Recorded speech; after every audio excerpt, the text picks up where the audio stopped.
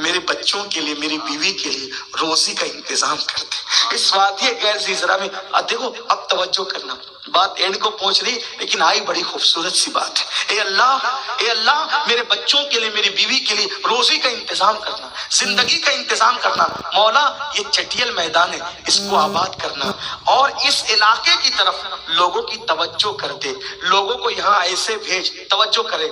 تصور میں لائے آج کے مکہ کو اور خلیل کی دعا کو، دعائے خلیل کو، اے اللہ اسے آباد کر، روزی کا انتظام کر، اور لوگوں کی توجہ کو اس جانب مائل کر۔ یہاں لوگ ایسے آئیں جیسے پرندے گھونسلوں کی طرف آتے ہیں، یہاں لوگ ایسے آئیں جیسے پرندے گھونسلوں کی طرف آتے ہیں۔ جب میں حاجیوں کو بسوں سے اترتے ہوئے اور ٹکڑیوں کے ساتھ لبیک پڑھتے ہوئے حرم کی طرف جاتے دیکھتا ہوں تو میرا دل کہتا ہے دعائے خلیلی کا اثر ہے، کیونکہ پرندے گھونسلے کی طرف جاتے ہیں تو جماعت در جماعت جاتے ہیں، ٹکڑی در ٹکڑی جاتے ہیں، آواز کرتے ہوئے جاتے ہیں۔ کسی شہر کی طرف توجہ کرنا، کسی شہر کی طرف اتنی کثرت کے ساتھ لوگ سفر نہیں کرتے جتنی کثرت کے ساتھ شہر مکہ کی طرف سفر کیا جاتا ہے۔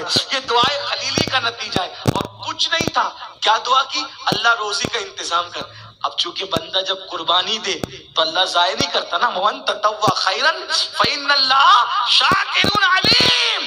تو اللہ نے فرمایا جبریل، وادی غیر ذی زرع میں میرے خلیل نے بیوی بچہ چھوڑ دیا، ایک کام کرو، یہ پھل چاہتا ہے نا، یہاں پھل چاہیے، ملک شام جاؤ، ایک شہر اٹھاؤ، پورا شہر، توجہ کریں، ایک پورا شہر اٹھاؤ اور اس شہر کو لاؤ اور کعبے کا طواف کراؤ شہر کو، اور لا کر مکے کے بازو میں رکھ دو۔ یہ شام کا شہر ہوگا لیکن رہے گا کہاں؟ مکے کے بازو میں۔ تو اس شہر کو، ملک شام کے شہر کو اٹھایا جبریل نے اور اس پورے ٹکڑے کو لا کر کے کعبے کا طواف کرایا۔ تو جو شہر نے طواف کیا اسی کو کہتے ہیں طائف۔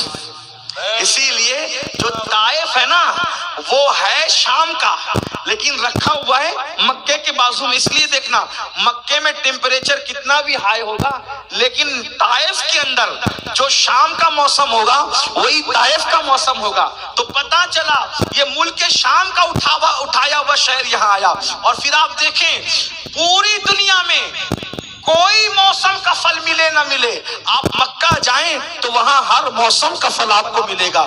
حضرت ہاجرہ رک گئی، بیٹھ گئی،